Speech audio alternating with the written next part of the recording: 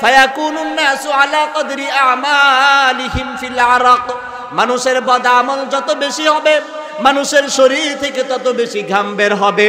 কাহারো শরীর থেকে এই পরিমাণ ঘাম বের হবে, ফামিনহুম মাইয়াকুনু ইলা কাবাইহি, তার শরীর থেকে ঘাম বের হতে হতে তার টাকনু পর্যন্ত চলে আসবে।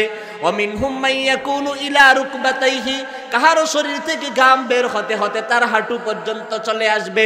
ওয়ামিনহুম মাইয়াকুনু ইলা হাকওয়াইহি, কাহারো শরীর থেকে ঘাম বের হতে হতে তার কোমর পর্যন্ত চলে আসবে।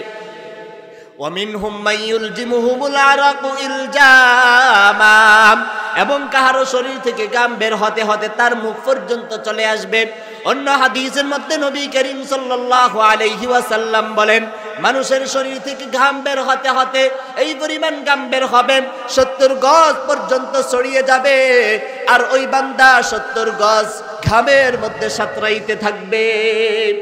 আল্লাহ পাক রব্বুল আলামিন 9 নম্বর পারার সূরা আরাফের 172 নম্বর আয়াতের মধ্যে বলেন, ওয়াইদ আখাযা রাব্বুকা মিন বানি আদামা মিন যুহুরিহিম যুররিয়াতাহুম, আমি আল্লাহ বনি আদমের পিঠ থেকে তাদের সন্তানদেরকে বের করেছি। আল্লাহ পাক রব্বুল আলামিন বনি আদমের সন্তানদেরকে, বনি আদমের পিঠ থেকে বনি আদমের সন্তানদেরকে বের করে বনি আদমদের থেকে প্রতিশ্রুতি নিয়েছেন, ওয়াদা নিয়েছেন, আলাস্তু বিরব্বিকুম, আমি কি তোমাদের রব নই? আল্লাহ রাব্বুল আলামিন পৃথিবী সৃষ্টির সূচনা থেকে কিয়ামত পর্যন্ত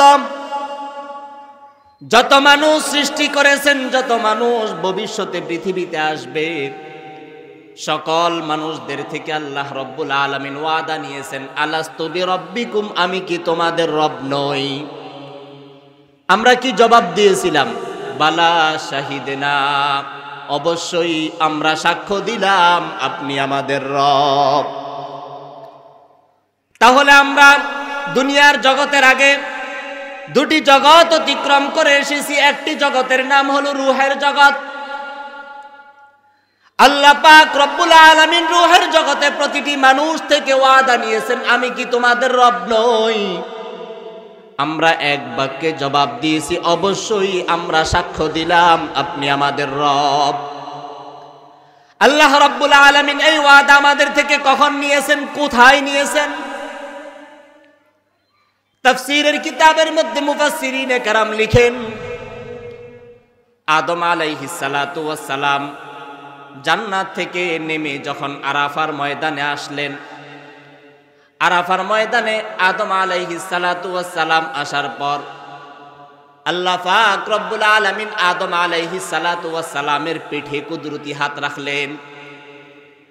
আদম আলাইহিস সালাতু ওয়াস সালামের হাতে কুদরতি হাত রাখার পর আদম আলাইহিস সালাতু ওয়াস সালামের ঔরসে যত সন্তান জন্মগ্রহণ করার ছিল সকল সন্তান বেরিয়ে আসলো। আল্লাহ পাক আবার আদম আলাইহিস সালাতু ওয়াস সালামের ঔরস থেকে বেরিয়ে আসা সকল সন্তানের পিঠে কুদরতি হাত রাখলেন। এভাবে কিয়ামত পর্যন্ত যত সন্তান জন্মগ্রহণ করার ছিল সকল মানুষকে আল্লাহ রাব্বুল আলামিন আরাফার ময়দানে একত্রিত করেছেন। তাফসীরের কিতাবের মধ্যে মুফাসসিরিনে কেরাম লিখেন, আরাফার ময়দানে তো সকল মানুষের জায়গা হবে না, তাহলে সকল মানুষ আরাফার ময়দানে ওই দিন একত্রিত কিভাবে হয়েছে? তাফসীরের কিতাবের মধ্যে মুফাসসিরিনে কেরাম লিখেন, ওই দিন প্রতিটি মানুষের আকৃতি ছিল পিপিলিকার আকৃতির মতো ছোট। কিসের আকৃতির মতো? পিপিলিকার, পিঁপড়ার আকৃতির মতো ছোট ছিল। আল্লাহ রাব্বুল আলামিন সকল মানুষকে একত্রিত করে সকল মানুষের থেকে ওয়াদা নিয়েছেন, আলাস্তু বিরব্বিকুম, হে দুনিয়ার সকল মানুষ জবাব দাও, আমি কি তোমাদের রব নই? তখন আমরা এক বাক্যে জবাব দিয়েছিলাম, বালা শাহিদনা, আমরা সাক্ষ্য দিলাম আপনি আমাদের রব। তাহলে আমাদের রব কে? আল্লাহ। রূহের জগতের পরে আমরা আরেকটি জগৎ অতিক্রম করে এসেছি। ওই জগতের নাম হলো মায়ের পেটের জগৎ। তাহলে দুনিয়ার জগতে আমরা আসার আগে দুইটি জগৎ অতিক্রম করে এসেছি। একটি জগতের নাম হলো রূহের জগৎ, 2 নম্বর জগতের নাম হলো মায়ের পেটের জগৎ। রূহের জগৎ এবং মায়ের পেটের জগতে আমরা স্বাধীন ছিলাম না, আমরা মনে যা চেয়েছে তাই করতে পারি নাই।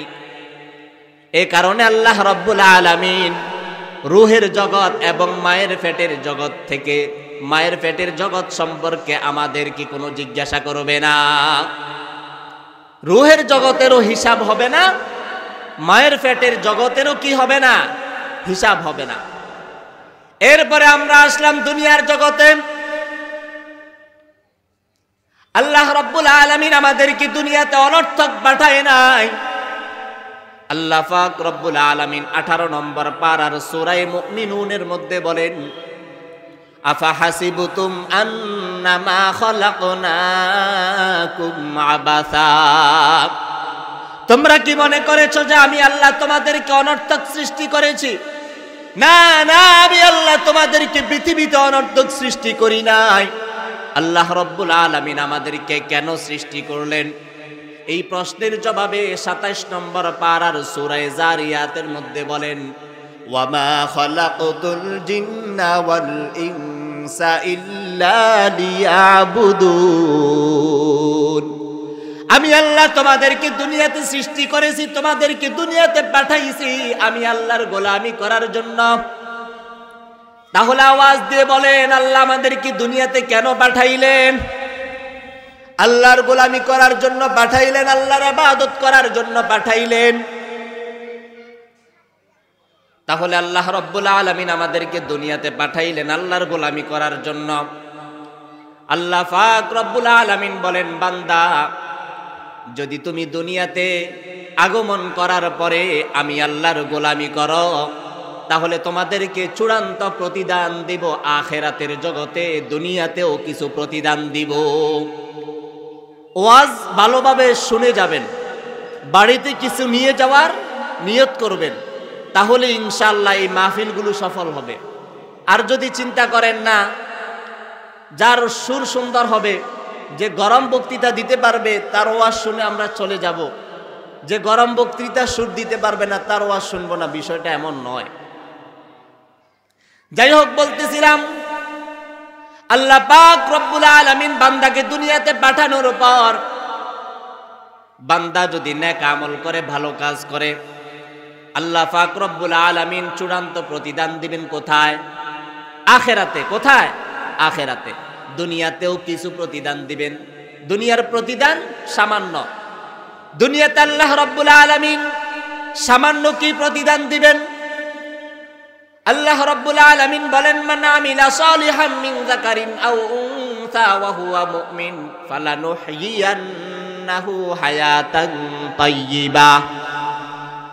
দুনিয়াতে যেই নারী পুরুষ আল্লাহ রাব্বুল আলামিনের গোলামি করবে, নেক আমল করবে, আল্লাহ রাব্বুল আলামিন ওই নারী পুরুষকে শান্তিময় জীবন দান করবেন। আওয়াজ দিয়ে বলেন সুবহানাল্লাহ। শান্তিময় জীবনের চেয়ে আর বড় নেয়ামত হতে পারে? তাহলে যেই নারী পুরুষ দুনিয়াতে আসার পর আল্লাহ রাব্বুল আলামিনের গোলামি করবে, আল্লাহ পাক রব্বুল আলামিন ওয়াদা দিলেন, ফালানুহয়িয়ান্নাহু হায়াতান তাইয়্যিবা, আমি আল্লাহ ওই নারী পুরুষকে দুনিয়াতে শান্তিময় জীবন দান করব। বান্দা যদি দুনিয়াতে আসার পর নেক আমলের বিপরীতে বদ আমল করে, নামাজ ছেড়ে দেয়, রমজান মাসের রোজা ছেড়ে দেয়, ঘুষ খায়, সুদ খায়, দুর্নীতি করে, আল্লাহর নাফরমানির কাজে লিপ্ত থাকে, আল্লাহ রাব্বুল আলামিন বলেন, বান্দা চূড়ান্ত শাস্তি দিব আখিরাতে, দুনিয়াতেও কিছু শাস্তি দিব। দুনিয়ার শাস্তি সামান্য। কি শাস্তি দিবেন? আল্লাহ রাব্বুল আলামিন বলেন, যাহারাল ফাসাদু ফিল বাররি ওয়াল বাহরি বিমা কাসাবাত আইদিন নাস লিইযীকাহুম বা'দাল্লাযী আমিলু লাআল্লাহুম ইয়ারজিউন। বান্দা দুনিয়াতে যত সমস্যা দেখো, বর্ষার সময় বৃষ্টি হয় না, যেই সময় বৃষ্টির দরকার নাই ওই সময় বৃষ্টি হয়, এগুলো তোমাদের হাতের কামাই। তোমার সন্তান তোমার কথা শোনে না, তোমার স্ত্রী তোমার কথা শোনে না। দুনিয়াতে শুধু সব সময় ঔষধ লেগেই থাকে, সব সময় অসুস্থতা লেগেই থাকে, এগুলো তোমাদের হাতের কামাই। তাহলে বান্দা দুনিয়াতে আসার পরে যদি নেক আমল করে, চূড়ান্ত প্রতিদান কোথায়? আখেরাতে। সামান্য প্রতিদান কোথায়? দুনিয়াতে। বান্দা যদি বদআমল করে, চূড়ান্ত শাস্তি কোথায়? আখেরাতে। সামান্য শাস্তি দুনিয়াতে। আল্লাহ রাব্বুল আলামিন বান্দাকে, যারা আল্লাহর গোলামি করবে তাদেরকে চূড়ান্ত প্রতিদান, যারা বদআমল করবে তাদেরকে চূড়ান্ত শাস্তি দেওয়ার জন্য আল্লাহ রাব্বুল আলামিন হাসরের ময়দান কায়েম করবেন। আল্লাহ পাক রব্বুল আলামিন সূরা জুমার এবং সূরা নামলের 2 আয়াতের আলোকে মুফাসসিরিনে কেরাম তাফসীরের কিতাবের মধ্যে বর্ণনা করেন, ইসরাফিল আলাইহিস সালাতু ওয়াস সালাম 3 বার সিংহায় ফু দিবে। কয়বার? একবার ফু দেওয়ার পরে সকল মানুষ অস্থির হয়ে যাবে, হায় কি ঘটছে? যখন বাজারে আগুন লাগে তখন মানুষ অস্থির হয় না, হায় কি ঘটছে? ঠিক তেমনি ভাবে যখন ইসরাফিল আলাইহিস সালাতু ওয়াস সালাম প্রথম সিংহায় ফু দিবেন, তখন সকল মানুষ অস্থির হয়ে যাবে, হায় পৃথিবীতে কি ঘটছে?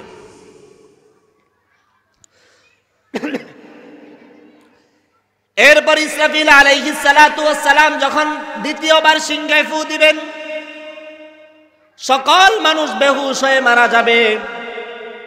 ইসরাফিল আলাইহিস সালাতু ওয়াস সালাম যখন তৃতীয়বার সিংহায় ফু দিবেন, তৃতীয়বার সিংহায় ফু দেওয়ার পর সকল মানুষ কবর থেকে উঠে এদিক সেদিক তাকিয়ে হাসরের ময়দানে উপস্থিত হবে।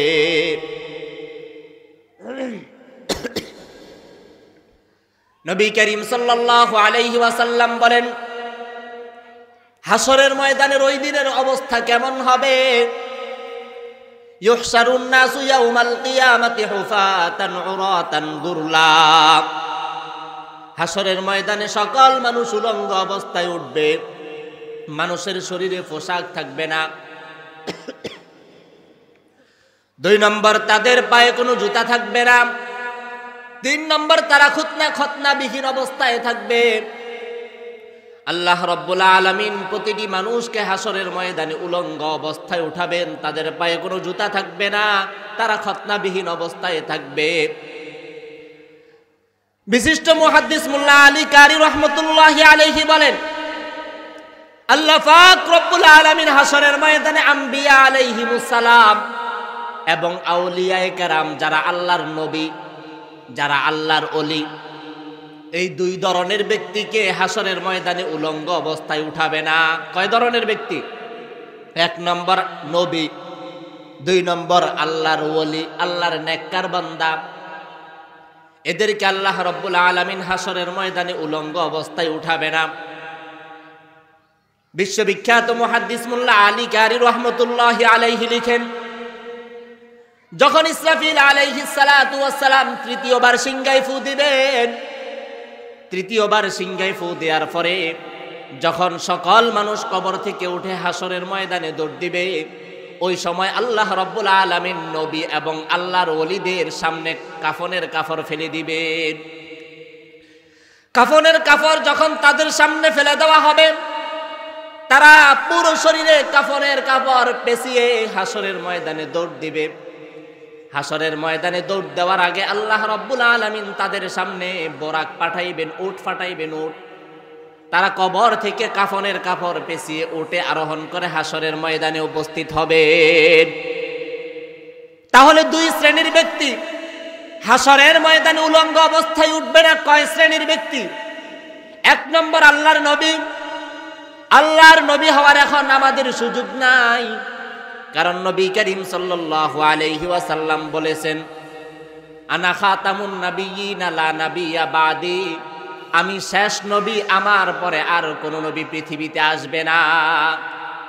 তাহলে নবী হওয়ার সুযোগ আসেনি? নাই। আল্লাহর ওলি হওয়ার সুযোগ আছে। আল্লাহর ওলি নেক বান্দা যদি হওয়া যায়, হাসরের ময়দানে উলঙ্গ অবস্থায় উঠা লাগবে না। নবী করিম সাল্লাল্লাহু আলাইহি ওয়াসাল্লামের জবান থেকে যখন আয়েশা সিদ্দিকা রাদিয়াল্লাহু তাআলা এই হাদিস শুনলেন, হাসরের ময়দানে সকল মানুষ উলঙ্গ অবস্থায় উঠবে, হযরত আয়েশা সিদ্দিকা রাদিয়াল্লাহু তাআলা আনহা রাসূলকে বললেন, ইয়া রাসূলুল্লাহ, আর-রিজালু ওয়ান-নিসাউ জামিআন ইয়ানজুরু বা'দুহুম ইলা বা'দিন। হাসরের ময়দানে যদি সকল নারী পুরুষ উলঙ্গ অবস্থায় উঠে, তাহলে কি একজনের আরেকজনের দিকে তাকাবে না? দুনিয়াতে কোনো নারী যদি রাস্তা দিয়ে চেহারা খুলে হাঁটে, তাহলে আমরা তার দিকে তাকিয়ে থাকি। কোনো সুন্দর চেহারার পুরুষকে দেখলে নারীরা তাকিয়ে থাকে, তাহলে হাসরের ময়দানে যদি নারী পুরুষ উলঙ্গ অবস্থায় উঠে, তাহলে কি একজন আরেকজনের দিকে তাকাবে না?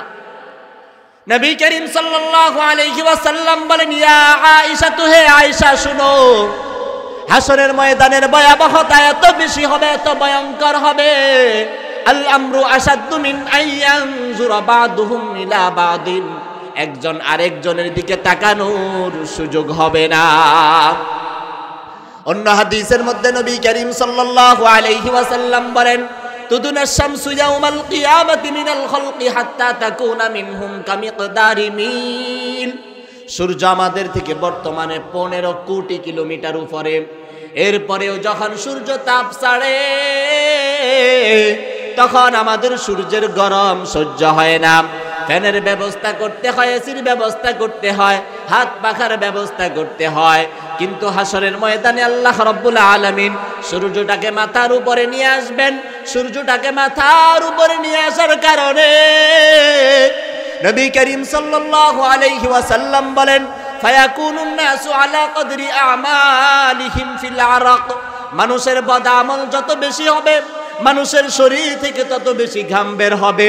কাহারো শরীর থেকে এই পরিমাণ ঘাম বের হবে, ফামিনহুম মান ইয়াকুনু ইলা কাবাইহি, তার শরীর থেকে ঘাম বের হতে হতে তার টাকনু পর্যন্ত চলে আসবে।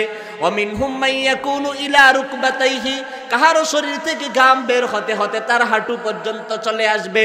ওয়ামিনহুম মান ইয়াকুনু ইলা হাকওয়াইহি, কাহারো শরীর থেকে ঘাম বের হতে হতে তার কোমর পর্যন্ত চলে আসবে। ওয়ামিনহুম মান ইউলজিমুহুমুল আরাকু ইলজামা, এবং কাহারো শরীর থেকে ঘাম বের হতে হতে তার মুখ পর্যন্ত চলে আসবে। অন্য হাদিসের মধ্যে নবী করিম সাল্লাল্লাহু আলাইহি ওয়াসাল্লাম বলেন, মানুষের শরীর থেকে ঘাম বের হতে হতে এই পরিমাণ ঘাম বের হবে 70 গজ পর্যন্ত ছড়িয়ে যাবে, আর ওই বান্দা 70 গজ ঘামের মধ্যে সাঁতরাইতে থাকবে। অন্য হাদিসের মধ্যে নবী করিম সাল্লাল্লাহু আলাইহি ওয়াসাল্লাম বলেন, হাসরের ময়দানের সময়টা কত সময় হবে, কত বছরের সময় হবে? কানা মিকদারুহু 50 আলফা সানা। আল্লাহ পাক রব্বুল আলামিন বলেন, হাসরের ময়দানের সময়টা হবে দুনিয়ার সময়ের মতো 50,000 বছরের সময়। 50,000 বছরের সমান সময়টা সূর্য আমাদের মাথার উপরে থাকবে। শরীর থেকে ঘাম বের হতে হতে এই ঘামগুলো খুবই দুর্গন্ধ হবে। নবী করিম সাল্লাল্লাহু আলাইহি ওয়াসাল্লাম বলেন, বুখারী শরীফের বর্ণনা, ফায়াবলুগুন নাস মিনাল আরাক ফায়াবলুগুন নাস মিনাল গাম্মি ওয়াল কারবি মা লা ইউতিকুনা ওয়া লা ইয়াহতামিলুন। মানুষের শরীর থেকে ঘামগুলো বের হওয়ার কারণে এই ঘামগুলো এত দুর্গন্ধ হবে, এত দুর্গন্ধ হবে, মানুষ এই দুর্গন্ধ সহ্য করতে পারবে না। ফায়াকুলুন নাস, তখন একজন আরেকজনকে বলতে থাকবে, আলা তারাউনা মা কদ বালাগাকুম, হে মানুষ তোমরা কি দেখো না আমরা কি ভয়ঙ্কর অবস্থায় আছি? তখন একজন আরেকজনকে বলতে থাকবে, আলা তানজুরুনা মান ইয়াশফাউ লাকুম ইলা রাব্বিকুম, আমাদের আজকে এমন একজন ব্যক্তির দরকার, এমন একজন সুপারিশকারীর দরকার, যিনি আল্লাহ রাব্বুল আলামিনের কাছে আমাদের জন্য সুপারিশ করবে, যেন আল্লাহ রাব্বুল আলামিন হিসাব নিকাশ শুরু করে দেয়। ফায়াকুলু বা'দুন নাসি লিবা'দিন আলাইকুম বিআদম, তখন একে অপরকে বলতে থাকবে, চলো আমরা আদম আলাইহিস সালামের কাছে যাই। তখন সকল মানুষ আদম আলাইহিস সালামের কাছে যাবে। আদম আলাইহিস সালাতু ওয়াস সালামের কাছে গিয়ে বলবে, আনতা আবুল বাশার, খালাকাকাল্লাহু তাআলা বিয়াদিহি ওয়া নাফাখা ফীকা মির রূহি ওয়া আমারাল মালাইকাতা ফাসাজাদু লাক ইশফা লানা ইলা রাব্বিক আলা তারা ইলা মা নাহনু ফি। হে আদম, আপনি পৃথিবীর সকল মানুষের পিতা। আল্লাহ রাব্বুল আলামিন আপনাকে নিজ হাতে তৈরি করেছেন। আল্লাহ রাব্বুল আলামিন ফেরেশতাদেরকে অর্ডার করেছেন আপনাকে সিজদা করার জন্য। আমরা কি ভয়ঙ্কর অবস্থায় আছি এটা আপনি জানেন। আল্লাহর কাছে সুপারিশ করেন যেন আল্লাহ রাব্বুল আলামিন আমাদের হিসাব নিকাশ শুরু করে দেয়। আদম আলাইহিস সালাতু ওয়াস সালাম বলবে, নফসি নফসি নফসি, ইযহাবু ইলা গায়রি ইযহাবু ইলা নূহ। হে পৃথিবীর সকল মানুষ এসেছো আমার কাছে আল্লাহর দরবারে সুপারিশ করার জন্য। আজকে আল্লাহ রাব্বুল আলামিনের রাগ এত বেশি, যেই পরিমাণ রাগ আল্লাহ রাব্বুল আলামিনের পূর্বে কখনো হয় নাই, ভবিষ্যতেও কখনো হবে না। অতএব তোমরা অন্য নবীর কাছে যাও, অতএব তোমরা হযরত নূহ আলাইহিস সালামের কাছে যাও। সকল উম্মত আবার দৌড়ে যাবে নূহ আলাইহিস সালামের কাছে। নূহ আলাইহিস সালামের প্রশংসা বর্ণনা করার পর নূহ আলাইহিস সালামকে আল্লাহর দরবারে সুপারিশ করার জন্য বলবে। নূহ আলাইহিস সালাম একই জবাব দিবে, নফসি নফসি। নূহ আলাইহিস সালাম বলবে, তোমরা ইব্রাহিমের কাছে যাও। সকল উম্মত দৌড়ে যাবে ইব্রাহিমের কাছে। ইব্রাহিম আলাইহিস সালাতু ওয়াস সালামের প্রশংসা বর্ণনা কর, বলবে, হে ইব্রাহিম, আমাদের জন্য আল্লাহর কাছে সুপারিশ করো। তখন ইব্রাহিম আলাইহিস সালাতু ওয়াস সালাম একই জবাব দিবে, নফসি নফসি নফসি। ইব্রাহিম আলাইহিস সালাতু ওয়াস সালাম বলবে, তোমরা মূসার কাছে যাও। সকল উম্মত আবার দৌড়ে যাবে মূসা আলাইহিস সালামের কাছে। মূসা আলাইহিস সালাম একই জবাব দিবে, নফসি নফসি নফসি। মূসা আলাইহিস সালাম বলবে, তোমরা ঈসা আলাইহিস সালামের কাছে যাও। ঈসা আলাইহিস সালাতু ওয়াস সালাম বলবে, নফসি নফসি। ঈসা আলাইহিস সালাতু ওয়াস সালাম বলবে, তোমরা মুহাম্মাদের কাছে যাও। যখন সকল উম্মত দৌড়ে মুহাম্মাদের কাছে যাবে, মুহাম্মদ সাল্লাল্লাহু আলাইহি ওয়াসাল্লামকে বলবে, ইয়া মুহাম্মদ আনতা রাসূলুল্লাহ। হে মুহাম্মদ, আপনি আল্লাহর রাসূল, ওয়া খাতিমুল আম্বিয়া, এবং সকল নবীদের সর্বশেষ রাসূল। ওয়া গুফিরা লাকা মা তাকদ্দামা মিন যামবিকা ওয়া মা তাআখার। আল্লাহ রাব্বুল আলামিন আপনার পূর্বের এবং পরের সকল গুনাহ ক্ষমা করে দিয়েছেন। ইশফা লানা ইলা রাব্বিকা আলা তারা ইলা মা নাহনু ফি। আপনি দেখতেছেন আমরা কি ভয়ঙ্কর অবস্থায় আছি, অতএব আপনি আল্লাহর কাছে সুপারিশ করেন। ইব্রাহিম মুহাম্মদ সাল্লাল্লাহু আলাইহি ওয়াসাল্লামের কাছে সকল উম্মত এই প্রস্তাব পেশ করার পরে মুহাম্মদ সাল্লাল্লাহু আলাইহি ওয়াসাল্লাম বলবে, আনা লাহা। আজকে সুপারিশ করার অধিকার আল্লাহ রাব্বুল আলামিন একমাত্র আমি নবীকে দিয়েছে। আমি নবী ছাড়া অন্য কোন নবী আজকে সুপারিশ করার অধিকার পাবে না। মুহাম্মদ সাল্লাল্লাহু আলাইহি ওয়াসাল্লাম বলেন, এই কথা বলার পর জিবরাইল আলাইহিস সালাতু ওয়াস সালাম বুরাক নিয়ে আসবেন। মুহাম্মদ সাল্লাল্লাহু আলাইহি ওয়াসাল্লাম ওই বুরাকে আরোহণ করে যখন আরশের নিচে যাবেন, আরশের নিচে যাওয়ার পর সিজদায় পড়ে যাবেন। সিজদায় গিয়ে মুহাম্মদ সাল্লাল্লাহু আলাইহি ওয়াসাল্লাম বলেন, আমি এই পরিমাণ আল্লাহ রাব্বুল আলামিনের প্রশংসা করব, আল্লাহ পাক রব্বুল আলামিন আমার অন্তরে এই পরিমাণ প্রশংসা ঢেলে দিবেন, যেই পরিমাণ প্রশংসা আল্লাহ রাব্বুল আলামিন ইতিপূর্বে কাহার অন্তরে ঢেলে দেয় নাই। আমি প্রশংসা করার পর আল্লাহ রাব্বুল আলামিন আমাকে বলবে, ইয়া মুহাম্মদ ইরফা রাসাক। হে মুহাম্মদ, তুমি তোমার মাথা উঠাও। সাল তুতাহু। আজকে তুমি আমার কাছে যা দাবি করবে তোমার সকল দাবি পূরণ করা হবে। ওয়াশফা তুশাফা। তুমি আমার কাছে যার জন্য সুপারিশ করবে আমি তার জন্য সুপারিশ কবুল করব। মুহাম্মদ সাল্লাল্লাহু আলাইহি ওয়াসাল্লাম বলেন, আমি যখন আল্লাহর জবান থেকে আল্লাহ রাব্বুল আলামিনের পক্ষ থেকে এই প্রস্তাব শুনবো, এই সান্ত্বনার বাণী শুনবো, তখন আমি সর্বপ্রথম আমার মাথা উঠিয়ে বলবো, ইয়া রব্বি উম্মতি, ইয়া রব্বি উম্মতি, ইয়া রব্বি উম্মতি। হে আমার উম্মত, আয় আল্লাহ আমার উম্মত, আমার উম্মত। পৃথিবীতে মুহাম্মদ সাল্লাল্লাহু আলাইহি ওয়াসাল্লাম মুসলমানদের যেই পরিমাণ উপকার করেছেন, কাফেরদের যেই পরিমাণ উপকার করেছেন, পৃথিবীর কোন নেতা নেত্রী, বাবা মা, এমনকি কোন আত্মীয় স্বজন ওই পরিমাণ উপকার করতে পারে নাই। এমনকি আখেরাতে আমার কোন নেতা নেত্রী আমার উপকারে আসবে না, একমাত্র উপকারে আসবে মুহাম্মদ সাল্লাল্লাহু আলাইহি ওয়াসাল্লাম।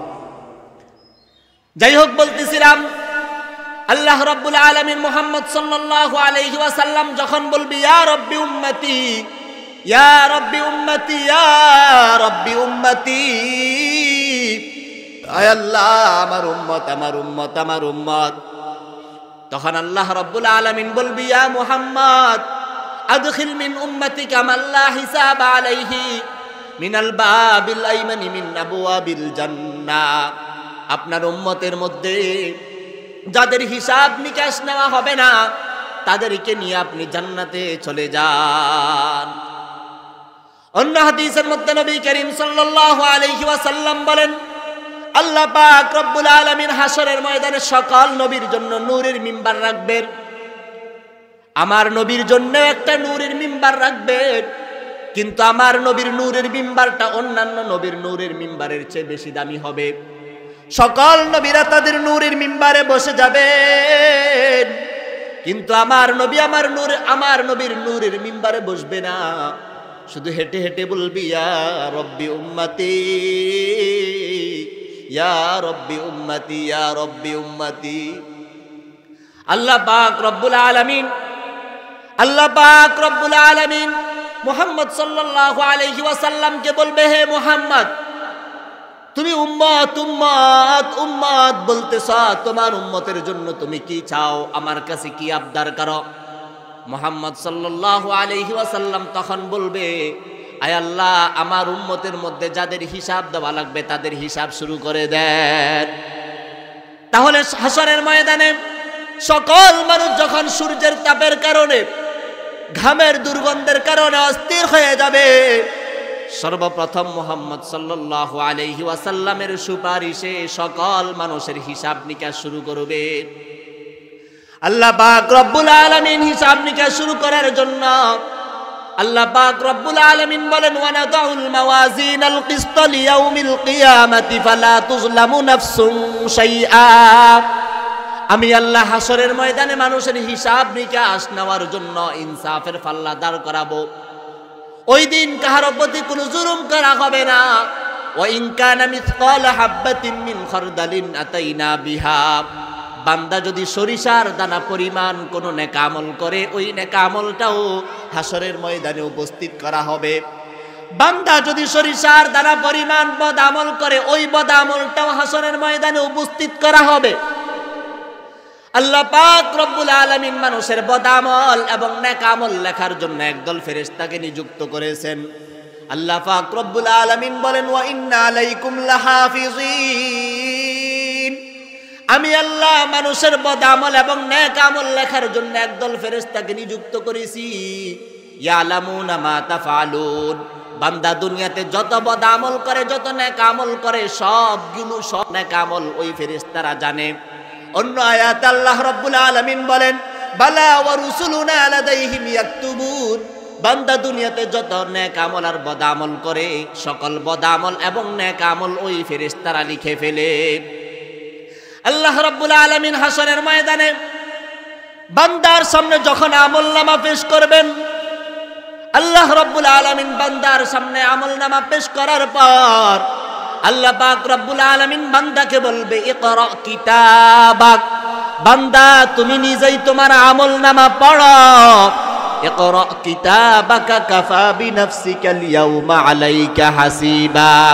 আজকে তুমি নিজেই ফয়সালা দাও, তুমি যেই পরিমাণ বদ আমল করেছো, তুমি জান্নাতের উপযুক্ত কিনা নাকি জাহান্নামের উপযুক্ত। অন্য আয়াতে আল্লাহ রাব্বুল আলামিন বলেন, ওয়াল্লাহি রাব্বিনা মা কুন্না মুশরিকিন।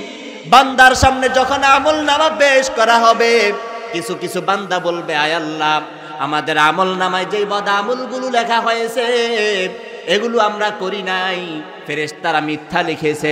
আল্লাহ রাব্বুল আলামিন তাদের জবানে মোহর মেরে দিবেন, আল ইয়াউমা নাখতিমু আলা আফওয়াহিহিম ওয়া তুকাল্লিমুনা আইদিহিম ওয়া তাশহাদু আরজুলুহুম বিমা কানু ইয়াকসিবুন। বান্দা যখন অস্বীকার করবে, আল্লাহ আমার আমলনামায় যে বদ আমলগুলো লেখা হয়েছে এগুলো আমি করি নাই, রব্বুল আলামিন তার জবানে মোহর মেরে দিবেন, তার হাত তার বিরুদ্ধে সাক্ষী দিবে, তার পা তার বিরুদ্ধে সাক্ষী দিবে। অন্য আয়াতে আল্লাহ রব্বুল আলামিন বলেন, শাহিদা আলাইহিম সামউহুম ওয়া আবসারুহুম ওয়া জুলুদুহুম বিমা কানু ইয়ামালুন। তার কান তার বিরুদ্ধে সাক্ষী দিবে, তার চোখ তার বিরুদ্ধে সাক্ষী দিবে, তার চামড়া তার বিরুদ্ধে সাক্ষী দিবে। দস্তে গোয়াদ মনচুনি দুজদিদাম, লব্বে গোয়াদ মনচুনি বুসিদাম, চশমে গোয়াদ দিদাম সু এ হারাম, চশমে গোয়াদ দিদাম সু এ হারাম, গোশে গোয়াদ চিদাম সু উল কালাম। এই জবানের মাধ্যমে কাকে গালি দিয়েছে, এই জবান ওই দিন আমার বিরুদ্ধে সাক্ষী দিবে। এই হাতের মাধ্যমে কাকে হত্যা করেছ, এই হাতের মাধ্যমে কার সম্পদ নিজের নামে লিখে নিয়েছ, এই পায়ের মাধ্যমে কাকে লাথি মেরেছ, এই পায়ের মাধ্যমে মসজিদে গিয়েছ নাকি গানের আয়োজনে গিয়েছ, এই পায়ের মাধ্যমে মাহফিল বন্ধ করার জন্য গিয়েছ নাকি মাহফিলকে খুশি করার জন্য মাহফিলের আয়োজন করার জন্য গিয়েছ। এই পাও ওই দিন প্রতিটি মানুষের বিরুদ্ধে সাক্ষী দিবে। যখন বান্দার সামনে, যখন আল্লাহ রাব্বুল আলামিন বান্দার জবান বন্ধ করে দিবে, বান্দার প্রতিটি অঙ্গ প্রত্যঙ্গ তার বিরুদ্ধে সাক্ষী দিবে।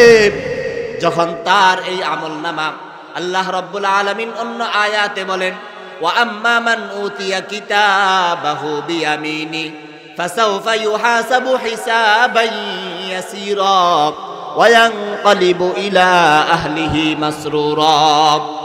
দুনিয়াতে যখন আমার সন্তানরা, আমার ছেলেমেয়েরা যখন পরীক্ষায় ভালো ফলাফল করে, ফলাফল প্রকাশ পাওয়ার সাথে সাথে আত্মীয় স্বজনকে জানায়, দাদা আমি এ প্লাস পেয়েছি, নানা আমি এ প্লাস পেয়েছি, বাবা আমি গোল্ডেন এ প্লাস পেয়েছি।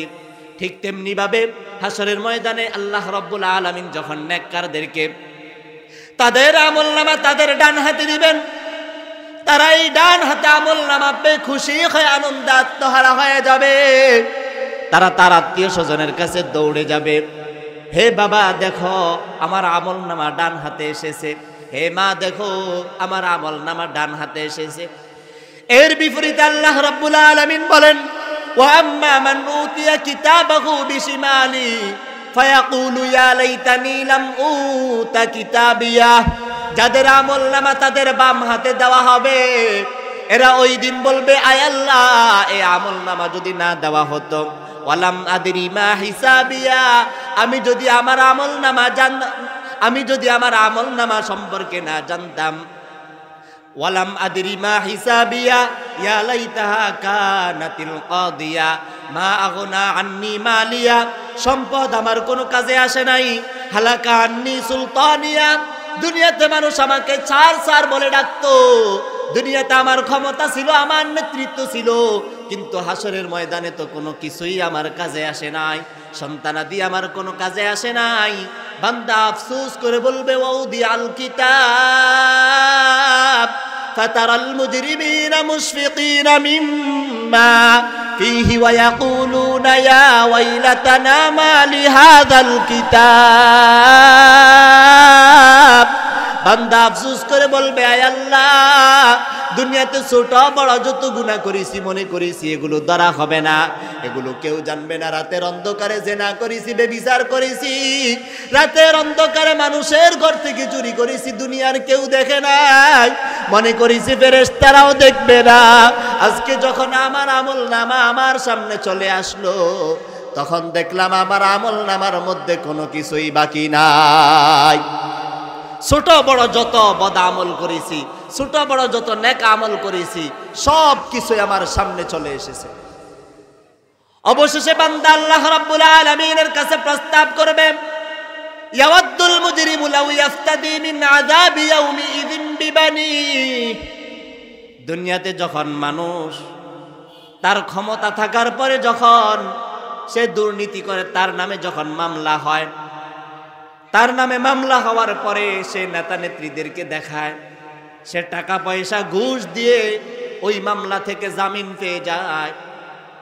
কিন্তু আল্লাহ রাব্বুল আলামিনের হাসরের ময়দানে যখন বান্দা ধরা খেয়ে যাবে, আল্লাহ রাব্বুল আলামিনের কাছে কামনা করবে, আয় আল্লাহ এই সন্তানদের মাধ্যমে আমাকে মুক্তি দিয়ে দাও, বন্ধুর মাধ্যমে আমাকে মুক্তি দিয়ে দাও, সম্পদের মাধ্যমে আমাকে মুক্তি দিয়ে দাও, আত্মীয় স্বজনের মাধ্যমে আমাকে মুক্তি দিয়ে দাও।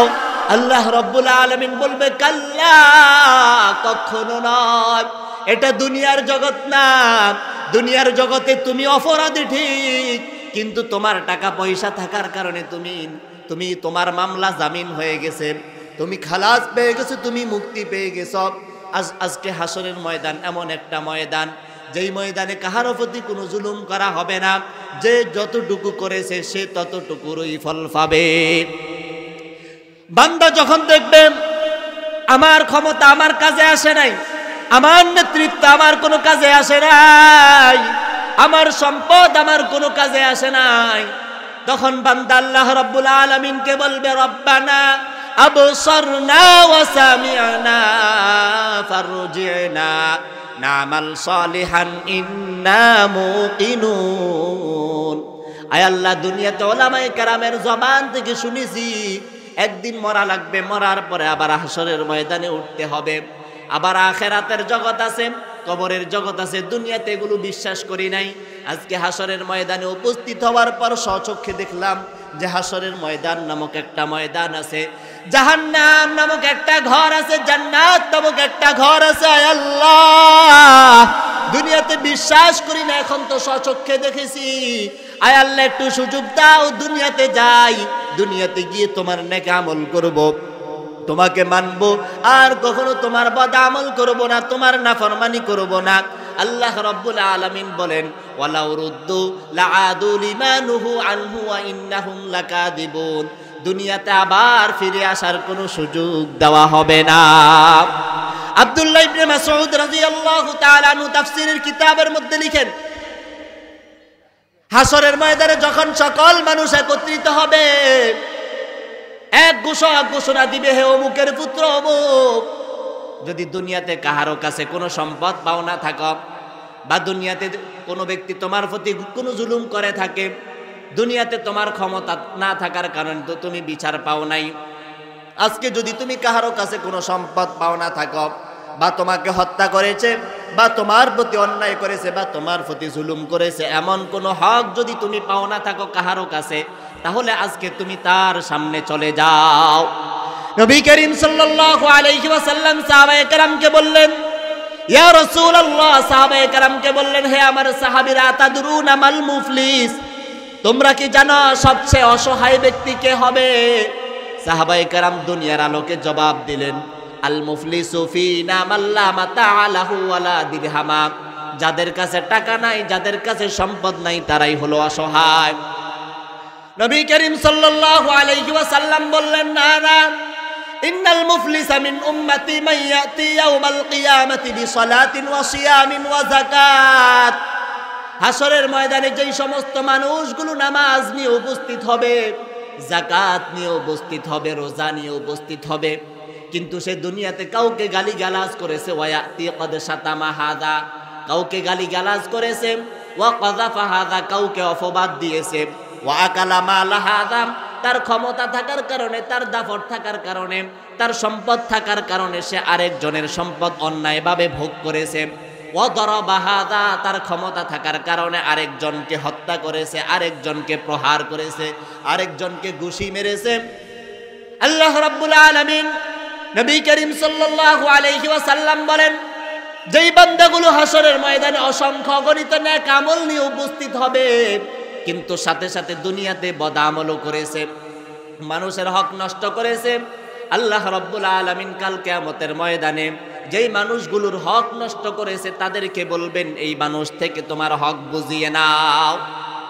ওই দিন সম্পদের মাধ্যমে তার হক দেওয়া যাবে না, ওই দিন দাফটের মাধ্যমে এই কথা বলা যাবে না, তুমি কে? ওই দিন যেহেতু একমাত্র ক্ষমতা থাকবে আল্লাহ রাব্বুল আলামিনের, আল্লাহ রাব্বুল আলামিন তখন ফায়ুতা হাযা মিন হাসানাতিহি ওয়া হাযা মিন হাসানাতিহি, ওই বান্দা যেই নামাজগুলো দুনিয়াতে পড়েছে, তাসবিহ পড়েছে, জিকির আজকার করেছে, তাহাজ্জুদ নামাজ পড়েছে, যাকাত আদায় করেছে, রমজান মাসে রোজা রেখেছে, ওই নেক আমলগুলো থেকে যেই সমস্ত মানুষের হক নষ্ট করেছে তাদের আমল নামাই দিয়ে দিবেন। এক সময় দেখা যাবে তার সকল নেক আমল শেষ হয়ে গেছে, কিন্তু এখনো পাওনাদার বাকি আছে। এক ব্যক্তি এসে বলছে, আয় আল্লাহ, এই ব্যক্তি দুনিয়াতে আমাকে হত্যা করেছে। আরেক ব্যক্তি এসে বলবে, এই ব্যক্তি আমাকে 10 বছর জেলখানায় অবরুদ্ধ করে রেখেছে। আরেক ব্যক্তি এসে বলবে, আয় আল্লাহ, এই ব্যক্তি আমাকে আয়নাঘরে রেখেছে। আরেক ব্যক্তি এসে বলবে, আয় আল্লাহ, এই ব্যক্তির ক্ষমতা থাকার কারণে আমার একখানি জমিন জোর করে নিয়ে গেছে। আল্লাহ রাব্বুল আলামিন যখন তার আমলনামায় আর কোনো আমল দেখবে না, উখিযা মিন খাতায়াকুম, আল্লাহ রাব্বুল আলামিন তখন ওই ব্যক্তির বদ আমলগুলোকে এই ব্যক্তির আমলনামায় এই ব্যক্তির ঘাড়ে চাপিয়ে দিবেন। ও মুসলমান, আপনাদেরকে বলতে চাই, যদি নেক আমল নিয়ে হাসরের ময়দানে যান, তাহলে নেক আমলের মাধ্যমে আরেকজনের হক দিতে পারবেন। আর যদি আপনার আমলনামায় নেক আমলও না থাকে, তাহলে আপনার কাছে যেই সমস্ত লোক পাওনা থাকবে, ওদের হকগুলো কিভাবে আদায় করবে?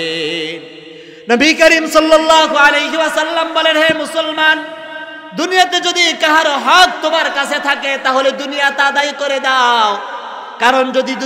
কারণ যদি দুনিয়াতে আদায় না করো, তাহলে হাসরের ময়দানে তোমার নেক আমল থেকে কর্তন করা হবে, তোমার কষ্টে উপার্জিত নেক আমলগুলো তাকে দিয়ে দেওয়া হবে।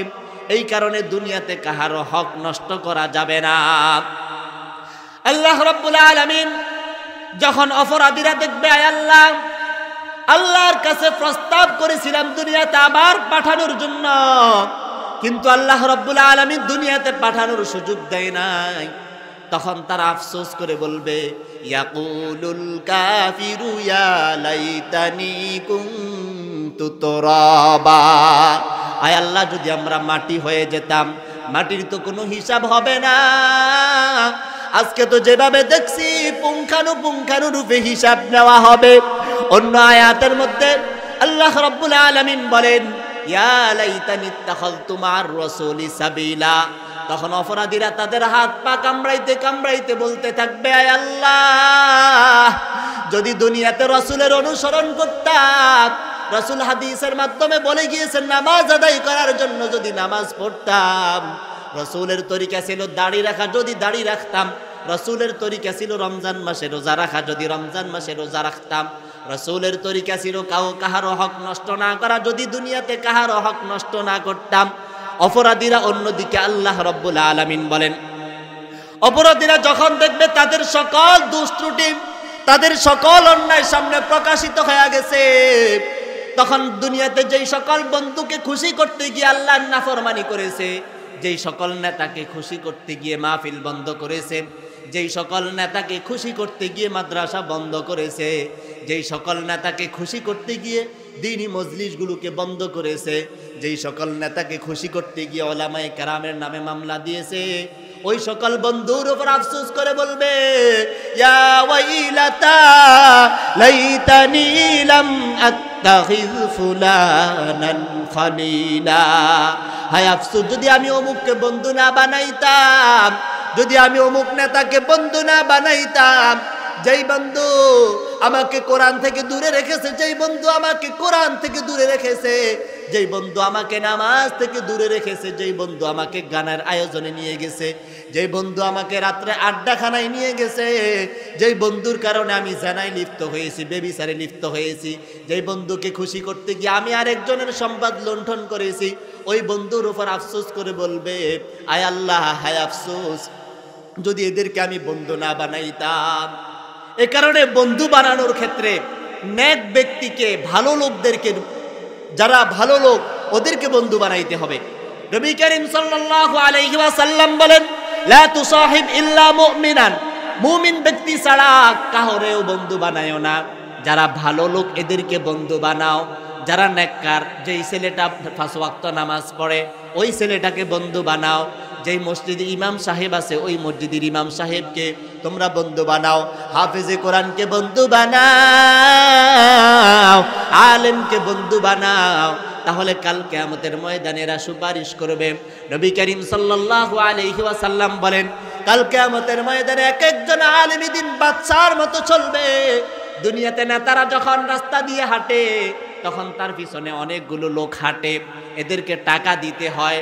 কিন্তু জান্নাতের মধ্যে হাসরের ময়দানে যখন আলেম ওলামারা হেঁটে যাবে, তখন তাদের পিছনে হাজার হাজার লোক থাকবে। এরা ওই সমস্ত লোক দুনিয়াতে যারা ওলামায়ে কেরামকে মোহাব্বত করেছে। এখন নবীরা নাই, মোহাব্বত করতে হবে কাকে?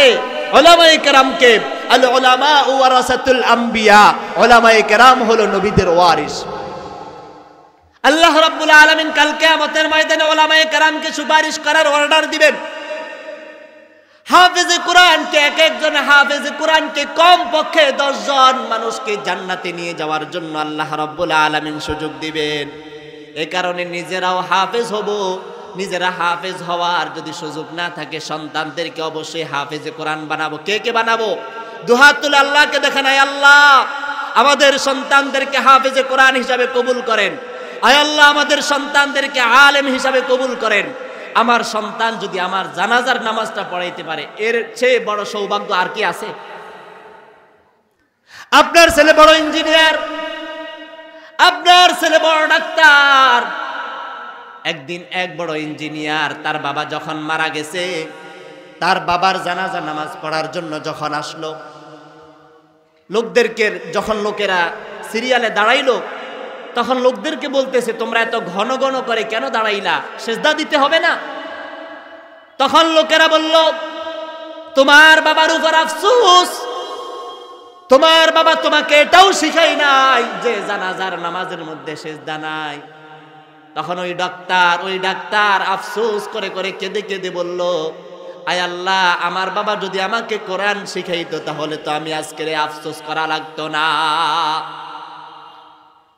আল্লাহ রাব্বুল আলামিন কাল কিয়ামতের ময়দানে এক একজন হাফেজে কোরআনকে 6236 তলা বিল্ডিং এর মালিক বানাবেন। কত তলা? 6236।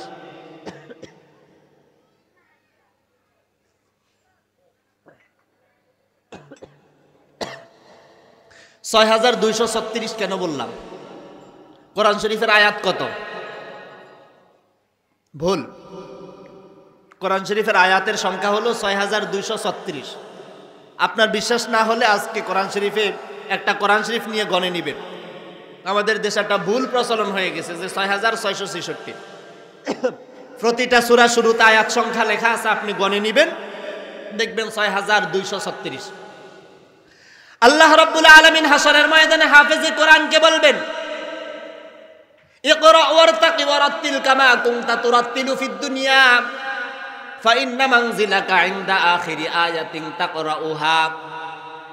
হে হাফেজে কোরআন, এক আয়াত তেলাওয়াত করতে থাকো আর এক তলা উপরে উঠতে থাকো। উপরে উঠতে উঠতে যেই তলায় তোমার আয়াত শেষ হয়ে যাবে, পুরাটা তলা বিল্ডিং তোমার জন্য।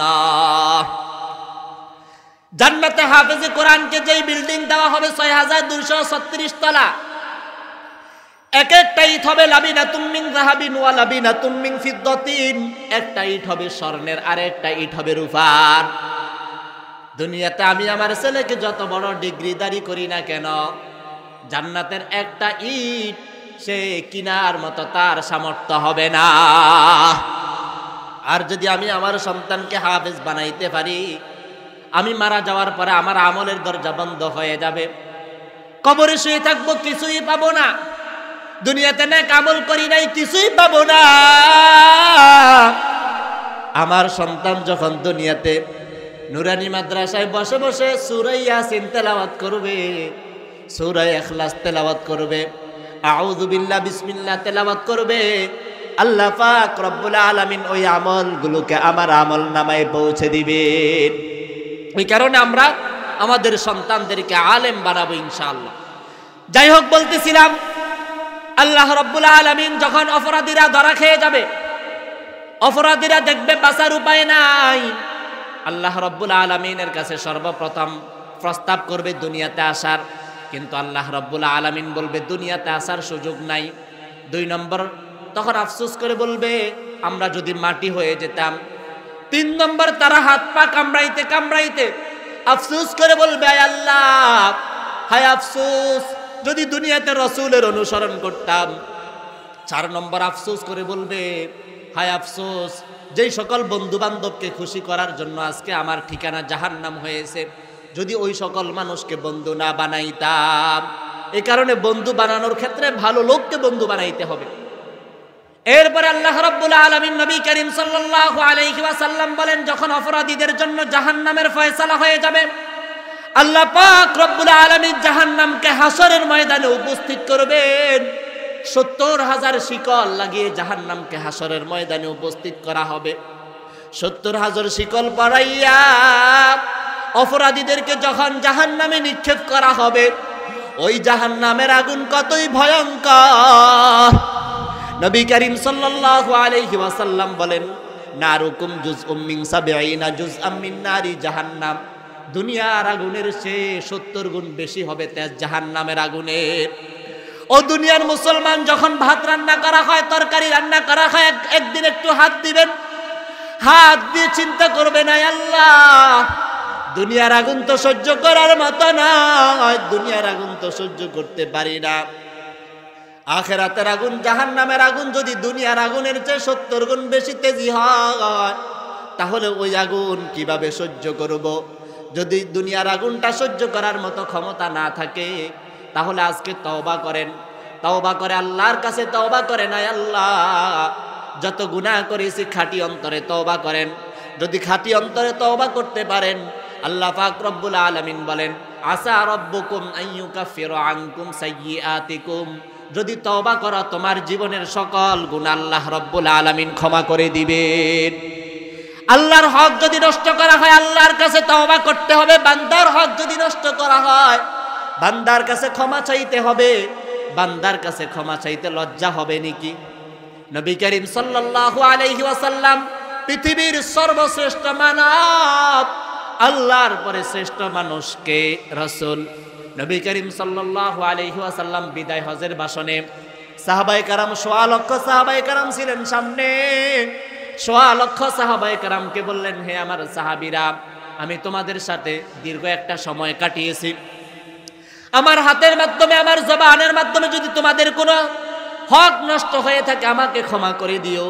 এক সাহাবী দাঁড়িয়ে গেলেন, ইয়া রাসূলুল্লাহ, আপনি আমার হক নষ্ট করেছেন। নবী করিম সাল্লাল্লাহু আলাইহি ওয়াসাল্লাম বললেন, সামনে আসো। নবী করিম সাল্লাল্লাহু আলাইহি ওয়াসাল্লামের গায়ে চাদর ছিল।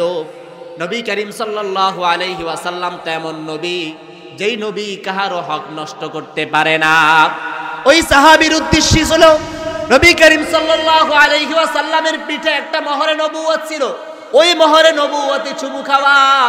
যখন নবী করিম সাল্লাল্লাহু আলাইহি ওয়াসাল্লাম চাদর উঠাইলেন, ওই সাহাবী নবী করিম সাল্লাল্লাহু আলাইহি ওয়াসাল্লামের মোহরে নবুয়তে চুমু খেয়ে পায়ে পড়ে গেলেন, ইয়া রাসূলুল্লাহ, আপনি তো এমন মানুষ যিনি কাউকে কখনো কষ্ট দিতে পারেন না। তাহলে পৃথিবীর সর্বশ্রেষ্ঠ মানুষ যদি আল্লাহ রাব্বুল আলামিনের পরে সর্বশ্রেষ্ঠ মানুষটা যদি সাহাবায়ে কেরামের সামনে, তার ছাত্রদের সামনে ক্ষমা চাইতে পারে, আমি যদি কাহারও কোনো হক নষ্ট করতে, আমি যদি কাহারও কোনো হক নষ্ট করি, তাহলে কি তার কাছে ক্ষমা চাওয়া যাবে না? অবশ্যই ক্ষমা চেয়ে নিব।